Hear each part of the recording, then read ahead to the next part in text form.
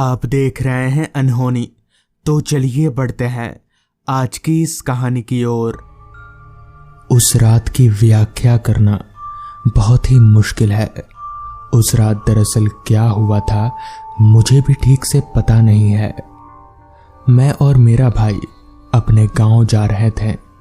अभी आधा रास्ता भी तय नहीं किया था कि रात हो गई। हम कार के अंदर बैठे थे। जैसे ही हम रामगढ़ के सीमा के अंदर आए वैसे ही तेज बारिश शुरू हो गई। इतनी तेज तूफानी बारिश कि हमें आगे का कुछ भी दिखाई नहीं दे रहा था। मेरे मन में कई ख्याल उभरने लगे कि सीमा के अंदर आने से पहले तो मौसम बिल्कुल अच्छा था, लेकिन सीमा के अंदर प्रवेश करते ही मौसम इतना ज़्यादा खराब कैसे हो सकता है। मैंने अपने भाई से पूछा तो उसने बोला कि कई बार ऐसा होता है कि एक जगह का मौसम अलग और दूसरी जगह का मौसम उससे बिल्कुल उल्टा होता है। इसमें चिंता करने वाली कोई बात नहीं है। मैंने कई बार ऐसी परिस्थिति को देखा है। भाई की बातें सुनकर मेरा मन थोड़ा हल्का हुआ। ऐसा हो भी सकता है। अब आगे बढ़ रही तेज तूफानी बारिश, तेज तेज हवाएं, लेकिन अब मेरे भाई को भी कार चलाने में थोड़ी परेशानी हो रही थी। उसने कहा कि यहाँ पर अगर आसपास कोई होटल होता तो अच्छा होता, हमें परेशानी का सामना नहीं करना पड़ता। हम और आगे गए लेकिन हमें कोई होटल या फिर कुछ रुकने के लिए ऐसा कुछ नजर नहीं आया। अचानक से हमारी कार रास्ते में रुक गई। भाई ने कई बार उसे दोबारा से चलाने की कोशिश की लेकिन कार स्टार्ट नहीं हो रही थी। शायद कार के बोनट में पानी घुस गया हो, हमने सोचा और हम वहीं रुक गए। हम कार के अंदर से बाहर देख रहे थे। रास्ता बिल्कुल सुनसान, दूर दूर तक कोई भी दिखाई नहीं दे रहा था। आगे हम क्या करें, हम दोनों को किसी को भी कुछ समझ नहीं आ रहा था। तभी रास्ते के दूसरी छोर से एक रोशनी आती दिखी। धीरे धीरे हमें कुछ आवाज भी सुनाई देने लगी। अब वो हमारे नजदीक आ चुकी थी। वो एक आदमी था जो कि एक साइकिल पर बैठा आ रहा था। हमने अपने कार के अंदर से ही शीशे को थोड़ा सा गिराकर उससे पूछा, अरे भैया, इतनी तूफानी बारिश में आखिरकार कहाँ जा रहे हो? उसने जवाब दिया कि पास ही में उसका घर है, वो वहीं जा रहा है। उसने हमें वहां देखा तो हमसे पूछा, अरे भाई, आप लोग यहाँ क्या कर रहे हैं? क्या आपकी कार खराब हो गई है? हमने हाँ में जवाब दिया तो इस पर उसने कहा, हमारा घर यही बस पास में ही है, 4 कदम दूर है। आप चाहो तो थोड़ी देर वहां रुक सकते हो। जैसे ही बारिश रुकेगी आप वहां से चले जाना।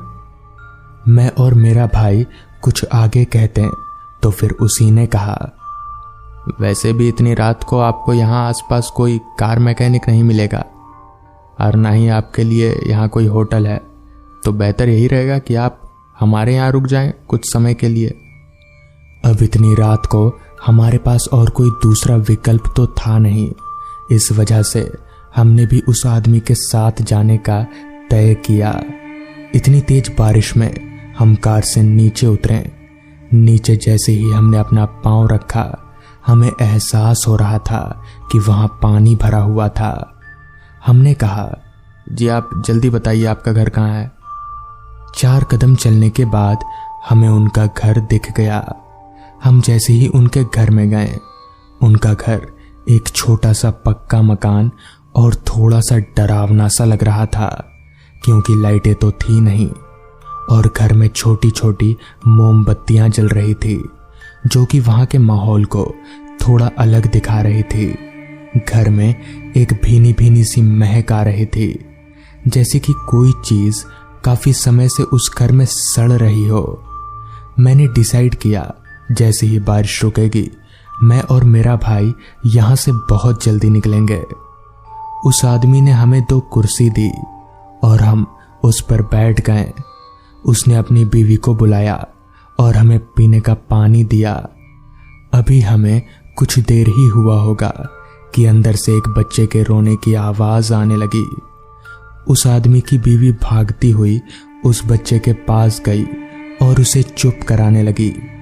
हमें ऐसा एहसास हुआ क्योंकि हम दूसरे रूम में बैठे हुए थे, तो हम साफ साफ इन सब चीजों को नहीं देख पा रहे थे। थोड़ी ही देर में हमें बाहर बारिश की आवाजें आनी बंद हो गई। मैंने अपने भाई से बोला, भैया लग रहा है बारिश बंद हो गई है, आवाज तो नहीं आ रही बूंदों की। तो इस पर भाई बोला, खिड़की से बाहर देख, बाहर तो बारिश हो रही है। तेरे क्या कानों ने सुनना ही बंद कर दिया है? अभी हम लोग बातें कर ही रहे थे कि अंदर से वो आदमी वापस बाहर आया। उसने हमें खाने के लिए पूछा। हमने उसे खाना खाने से साफ मना कर दिया, लेकिन उसने कहा, अतिथि को घर में बिना खाना खिलाए हम कैसे भेज सकते हैं? यह हमारे परंपरा के खिलाफ है। आप लोग कुछ तो खाइए, आप बताइए तो सही। उसकी ये बात सुनकर हमने खाने के लिए हामी भर दी। थोड़ी ही देर में वो आदमी अपने साथ खाने की कुछ चीजें लेकर आया। हमने खाना खाया। अब तक बहुत रात हो चुकी थी और बारिश थी जो रुकने का नाम नहीं ले रही थी। रात ज्यादा हो जाने की वजह से हम दोनों सोने चले गए। उस आदमी ने हमें सोने और बिछाने के लिए कुछ कपड़े और ओढ़ने के लिए कुछ कपड़े दिए और वो भी अंदर वाले रूम में जाकर सो गया। मैं और मेरा भाई उनके बारे में बातें कर रहे थे कि कितने अच्छे लोग हैं, ये अगर हमें नहीं मिलते तो अभी हम उसी गाड़ी में फंसे होते और वहीं खड़े रहते रात भर बारिश में। हम वहां कैसे रह पाते? मेरे भाई ने कहा, अब ये सब बात छोड़, रात काफी हो चुकी है, सो जा, सुबह जल्दी हमें निकलना भी होगा। और इसके बाद हम दोनों सो गए। अचानक से मेरी नींद खुली। नींद खुलते ही मैंने सामने दीवार पर किसी को चलते देखा, लेकिन मैं उसका चेहरा नहीं देख पाया। दीवार पर कोई कैसे चल सकता है, ये बहुत ही अजीब बात थी। मुझे बड़ा अजीब सा लग रहा था। मैं अपने भाई को जगाना चाहता था, लेकिन मैं अपने शरीर को हिला नहीं पा रहा था। मैं बहुत ज्यादा डर गया। मुझे हुआ क्या? तभी वो दीवार की आकृति सीधा मेरे ऊपर आकर खड़ी हो गई। उसके लंबे लंबे बालों के बीच से उसका सफेद चेहरा, उसकी काली आंखें और उसका मुंह जो कि सबसे ज्यादा भयावह था। उसके मुंह का सारा मांस हट चुका था। उसके जबड़े, उसके दांत साफ दिखाई दे रहे थे, लेकिन उसके दांत भी ऐसे थे जैसे मानो किसी जानवर के दांत हो। उसके मुंह से लार बाहर बह रहा था और वो मेरी आंखों में आंखें डालकर देख रही थी। मैं बहुत ज्यादा कोशिश कर रहा था कि मैं अपने शरीर को हिला सकूं, फिर भी मैं ऐसा नहीं कर पा रहा था। मैं अपने भाई को बता सकूं कि ये चीज क्या है। मैंने बहुत कोशिश की, लेकिन मैं अपने आप को टस से मस नहीं कर पा रहा था। तभी वो आकृति अचानक बिल्कुल मेरे चेहरे के पास आकर कुछ कहने लगी। मैं ठीक से सुन तो नहीं पा रहा था क्योंकि मेरा पूरा शरीर एकदम सुन्न हो चुका था। मैंने किसी तरह जोर से चिल्लाया। मेरी चीख सुनकर मेरे बगल में सो रहा मेरा भाई जाग गया। उसके जागते ही वो आकृति पता नहीं कहां गायब हो गई। जिसके बाद मैंने अपने भाई को पूरी बात बताई। वो मेरी बात मानने को तैयार ही नहीं था, मगर मैं उसे खींचकर उस घर से बाहर ले आया। हम लोग कार में आए और कार चालू करने की कोशिश की, तो 2-4 बार कोशिश करते ही कार चालू हो गई। फिर हम लोग सीधे अपने घर जाकर रुके। हमने घर वालों को पूरी बात बताई। पहले तो हमें बहुत डांट पड़ी, फिर पता चला कि दरअसल उस घर में एक परिवार रहा करता था, जिसमें एक पति पत्नी और उनका बच्चा था। पति बाहर काम करने जाता था। वो लोग बहुत गरीब थे। ऐसी ही एक बरसात की रात उस आदमी के ऊपर बिजली गिर गई और वो वहीं मर गया। उसके कई दिनों बाद भूख से उसकी पत्नी और वो बच्चा भी मर गया और किसी ने भी उनकी मदद नहीं की। तब से उनकी आत्मा वहीं भटकती रहती है। ये सब सुनकर हम लोग बहुत डर गए। तो दोस्तों, ये थी आज की कहानी। अगर आपको ये कहानी पसंद आई हो तो वीडियो को लाइक और चैनल को सब्सक्राइब करना ना भूलें। तो मैं आपका दोस्त आर्यन जल्द ही मिलूंगा आपसे ऐसी ही एक कहानी के साथ। उस रात जब मुझे किसी जरूरी काम के चलते शहर जाना पड़ा तो मुझे पता नहीं था कि वापसी में इतनी रात हो जाएगी और ऊपर से इतनी तेज बारिश। चलते चलते मेरी नज़र रोड के किनारे चाय की टपरी पर गई। मैंने सोचा क्यों न इस बारिश में गर्मा गर्म चाय का लुत्फ उठा लिया जाए। बारिश के साथ ही साथ बह रही तेज हवा सब कुछ तबाह कर देने पर उतर चुकी थी। अभी मैं चाय की चुस्की ले ही रहा था कि मेरे ही तरह चाय पी रहे एक शख्स ने कहा, 40 सालों के बाद हो रही है ऐसी तूफानी बारिश। खंबे का तार वार सब कुछ टूट गया है। अभी 2 दिन तक ऐसे ही चलेगा। उस कस्टमर की बात सुनकर चाय वाले ने बोला, आपको ये सब पता कहाँ से चलता है? तो इस पर वो आदमी बोला, समाचार से। टीवी में नहीं देखते हो क्या तुम? उन लोगों की बात सुनकर मैं थोड़ा परेशान होने लगा था क्योंकि मेरा घर यानी मिराजपुर गांव यहाँ से काफ़ी दूर था, लगभग 6 किलोमीटर। हालांकि मेरे पास छतरी थी मगर इन तूफानी हवाओं के बीच वो भी कुछ काम नहीं आएगा। यही सोचकर मैं निराश मन से वहीं बैठ गया। बारिश थमना तो दूर धीमी होने का भी नाम नहीं ले रही थी। ना तो कोई ऑटो रिक्शा दिख रहा था और ना ही कोई प्राइवेट गाड़ी जिससे मैं लिफ्ट मांग सकूं। जैसे इस दुनिया में हम 3 लोगों के अलावा कोई रहता ही ना हो। बैठे बैठे 9 से 10 बजा और 10 से 11, मगर बारिश ज्यों की त्यों ही पड़ती रही। मगर मैं ऐसे हाथ पर हाथ धरे कब तक बैठा रहता? आखिर घर में बीवी बच्चे भी अकेले हैं।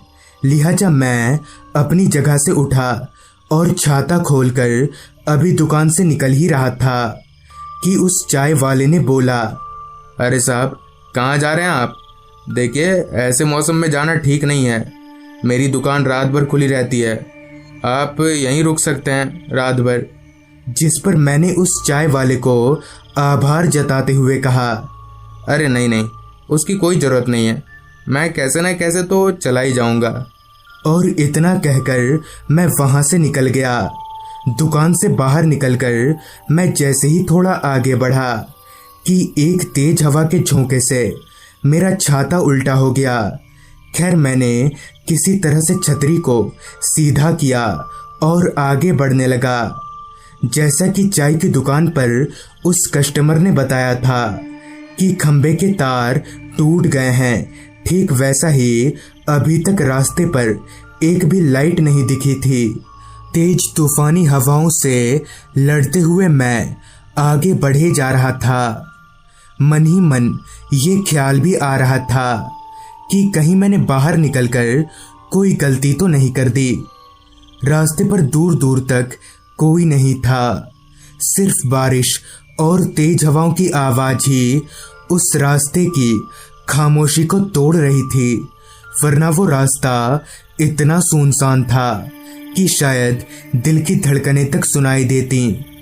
लगातार हो रही बारिश के कारण रास्ते पर घुटनों के नीचे तक पानी जम गया था। मुझे यही डर था कि कहीं मैं किसी नाले में ना गिर जाऊं, मगर मेरी किस्मत को ये गवारा नहीं था। अचानक ही मेरा पैर फिसला और मैं कमर तक पानी में उतर गया। अंदाजे से तो ऐसा लग रहा था जैसे मैं किसी छोटे से नाले में गिर गया हूँ। खुद को इस मुसीबत में पाकर मेरी आंखों से आंसू छलक गया।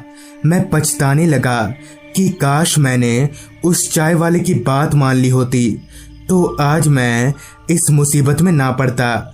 खैर जैसे तैसे मैं उस नाले से बाहर निकला और इसी खींचातानी के बीच मेरा एक पैर किसी धारदार चीज से लगकर छिल गया।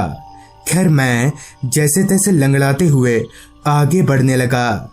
मेरा आधा शरीर भीग चुका था, जिस वजह से अब मुझे ठंड लगने लगी। अब किसी मुसीबत में ना पड़ूं, भगवान से यही मनाकर अभी मैं थोड़ा आगे चला ही था कि मुझे रास्ते के एक किनारे थोड़ी ऊंची जगह पर एक बंद दुकान दिखी, जिसके बाहर का शेड काफी बड़ा और निकला हुआ था। इसका मतलब कि मैं वहां रुक सकता हूँ। लिहाजा मैं लंगड़ाते हुए उस बंद दुकान तक पहुंचा और वहीं शेड के नीचे बने चबूतरे पर बैठ गया। एक तो मैं भींगा हुआ, ऊपर से तेज चल रही ठंडी हवा जले पर नमक का काम कर रही थी। खैर मैं उन भीगे कपड़ों में ही उस चबूतरे पर लेट गया। पहले बहुत देर तक तो मुझे नींद नहीं आई, मगर जब आई तो मैं कब सो गया कुछ याद नहीं। फिर जब मेरी नींद टूटने को हुई तो कोई मेरे कानों में गुदगुदी कर रहा था। तो पहले तो कुछ देर तक मैंने आंख खोलना जरूरी नहीं समझा, मगर जब मुझे ये एहसास हुआ कि अब मेरा सर चबूतरे पर नहीं बल्कि किसी के गोद में है, तो मैंने झट से अपनी आंखें खोली तो सामने का नज़ारा मेरे होश उड़ा गया, क्योंकि ठीक मेरे सर के ऊपर एक औरत का चेहरा था। उसकी शक्ल बेहद डरावनी थी। मैं एक झटके से उठा और वहां से रोड की ओर भागने लगा। अभी मैं रोड पर आया ही था कि तभी मुझ पर किसी गाड़ी की रोशनी पड़ी। मैंने उस रोशनी के जरिए की ओर मुड़कर देखा तो पाया कि एक ऑटो रिक्शा मेरी ओर ही चली आ रही है। उस रिक्शा को देखकर मेरी जान में जान आई। मैं जोर जोर से हाथ दिखाकर उस रिक्शा को रुकवाने लगा। फिर जब वो रिक्शा ठीक मेरे पास आकर रुकी तो मैं फट से उस रिक्शा में बैठ गया, जिस पर रिक्शा चला रहे ड्राइवर ने कहा, अरे अरे पर जाना कहाँ है, बताओ तब ना।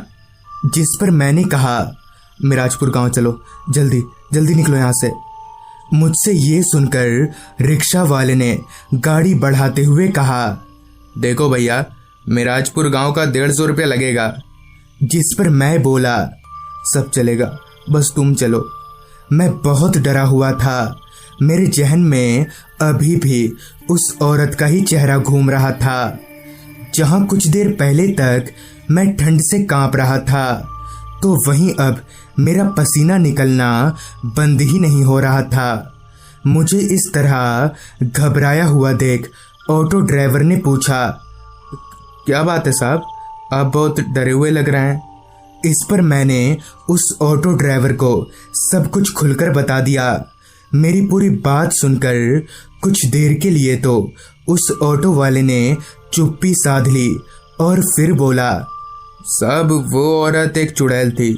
दरअसल आज से कुछ साल पहले वो औरत और उसका पति, जो कि एक ऑटो ड्राइवर था, वो लोग एक रात इसी रास्ते से अपनी ऑटो में बैठकर कहीं जा रहे थे, मगर तभी रास्ते में कुछ गुंडों ने मिलकर उनकी ऑटो रुकवा दी और उनसे मारपीट करके उन्हें लूट लिया। और यहाँ तक ही नहीं, बल्कि उस औरत के साथ गलत काम भी किया। फिर उन दोनों को जान से मारकर सामने पुल से नदी में फेंक दिया। ये सब सुनकर मैंने डरते डरते उस आदमी से पूछा, पर तुमको इतना सब कैसे मालूम है? जिस पर उस ऑटो ड्राइवर ने कहा, क्योंकि उस औरत का पति मैं ही था ना साहब, अपने बगल में देखिए। उस ऑटो ड्राइवर से ये सुनकर मैं डरते डरते बगल की ओर पलटा तो डर से मेरी आंखें फूलकर चौड़ी हो गईं, क्योंकि ठीक मेरे बगल में वही औरत बैठी हुई थी जिससे अभी तक मैं भाग रहा था। इतने में ही उस ऑटो ड्राइवर ने भी एकदम से अपना चेहरा पूरा मेरी ओर घुमा लिया। उन दोनों के बीच खुद को अकेला पाकर मैं बहुत ज्यादा सहम गया। डर और घबराहट मुझ पर इस कदर हावी हो गया कि मैं ऑटो में बैठे बैठे ही बेहोश हो गया। अगली सुबह जब मेरी आंख खुली तो मैं बहुत से लोगों के बीच घिरा हुआ था। मैंने उन लोगों से कल रात की पूरी घटना का जिक्र किया तो मेरी बात सुनकर उन सभी ने भी हामी भरी। तो दोस्तों, ये थी आज की कहानी। अगर आपके पास भी ऐसी ही कोई कहानियां हैं तो हमारे साथ जरूर शेयर करें हमारे इंस्टाग्राम आईडी पर। तो मैं आर्यन जल्दी ही मिलूंगा आपसे ऐसी ही एक कहानी के साथ।